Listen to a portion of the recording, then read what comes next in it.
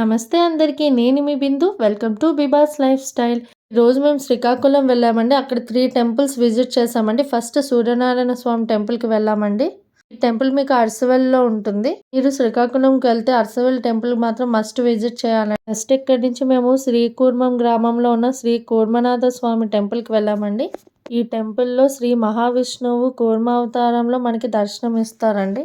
చాలా బాగుంటుంది ఈ టెంపుల్ కూడా. ఇక్కడ చూసారా ఎన్ని తాబేళ్ళు ఉన్నాయో. కూర్మ అవతారం అంటే తాబేలు కదండి, అందుకే ఇక్కడ చూసారా ఎన్ని తాబేలు పెంచుతున్నారు. నెక్స్ట్ ఇక్కడ నుంచి శ్రీముఖలింగం గ్రామంలో ఉన్న శ్రీముఖలింగేశ్వర టెంపుల్ కి వెళ్ళామండి. ఈ టెంపుల్ చాలా పురాతనమైన టెంపుల్ అండి. ఈ టెంపుల్ లో శివలింగం ముఖావతారంలో ఉండడం వల్ల శ్రీముఖలింగేశ్వర స్వామి టెంపుల్ అని అంటారండి. గ్రామంలో 1 తక్కువ కోటి లింగాలు ఉంటాయని అంటారండి. ఈ చుట్టూ ఉన్న శివలింగాలు దేవతలు స్థాపించారని చరిత్ర చెప్తుందండి. ఈ టెంపుల్ ఆర్కిటెక్చర్ కూడా చాలా బాగుంటుందండి.